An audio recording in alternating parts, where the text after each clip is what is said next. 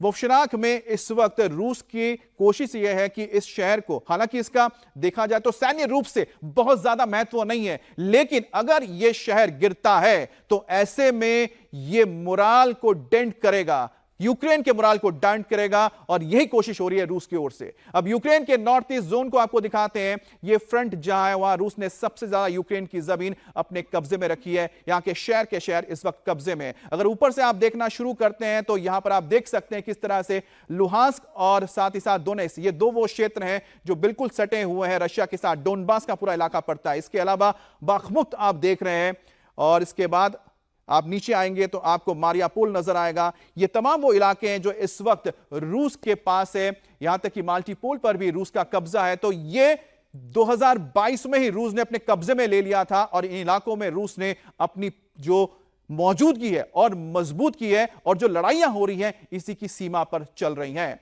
लेकिन चाहते आपको बताएं कि इस वक्त माल्टीपोल की सबसे बड़ी खासियत यह है कि माल्टीपोल से बहुत ही करीब पड़ता है ज़पोरिज़िया, और ज़पोरिज़िया में न्यूक्लियर पावर प्लांट है जिसको लेकर कई बार आपने खबरें देखी होंगी। लेकिन डोनबास का इलाका जिससे इस लड़ाई की शुरुआत हुई थी, वहां पर अब भी रूस का कब्जा है। ये 4 तस्वीरें आपको देख पा रहे हैं आप। इसमें सबसे ऊपर आप देखेंगे फरवरी 2022 की तस्वीर है। उस वक्त सिर्फ और सिर्फ क्रीमिया पर कब्जा था, और जो आपको पीला हिस्सा नजर आ रहा है वो डोनबास का इलाका है जहां पर रूस समर्थक जो लड़ाके थे लगातार लड़ाई लड़ रहे थे। एक बार फिर से हम उस मैप को दिखाएंगे जिससे आप समझ पाएंगे किस तरह से 2022 से 2024 का यह सफर शुरू हुआ है।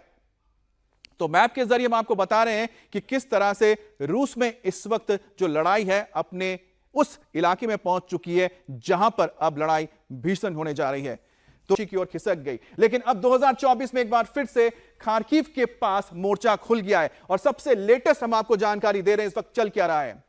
वोफशनाक वो जगह है जहां पर इस वक्त सीधे रूसी जो आर्मी है वो यहां पर एंटर कर चुकी है। यहां पर आमने सामने की लड़ाई चल रही है। करीब 30,000 की सेना यहां पर रूस ने तैनात किया है, और उसकी पूरी कोशिश है कि वोफशनाक को वो किसी तरह से अपने कब्जे में ले ले। जैसे ही इसके कब्जे में आएगा तो मोराल टूटेगा यूक्रेनी सेना का, और वो पीछे हटेंगे, और यहां पर उसके बाद स्टार्चिया इसको कब्जे में लिया जाएगा। तो कुल मिलाकर जो खार्किव है उसे कट कर दिया जाएगा ईस्टर्न पार्ट से। जैसे ही खार्किव ईस्टर्न पार्ट से कट होगा तो डोनबास का जो इलाका जो रूस के कब्जे में है, और खार्किव के जो ईस्ट में जो इलाका पड़ता है वो पूरी तरह से रशिया के कब्जे में आ जाएगा। यानी एक बार फिर से 2022 का वो लम्हा बनेगा जहां पर खार्किव के आसपास उसके 25 किलोमीटर के दायरे में रूसी सेना आ जाएगी। एक और जगह है लिप्सी। लिप्सी क्यों इतना इंपॉर्टेंट है? क्योंकि खार्किव का जो 25 किलोमीटर का पूरा ये दायरा है, इस वक्त यहां पर सबसे ज्यादा भीषण लड़ाई चल रही है। और यहां पर जैसे ही लिप्सी से यहां पर अंदर की ओर आएंगे और साथ ही एक खार्किव गिरेगा। जब खार्किव गिरेगा तो मतलब साफ है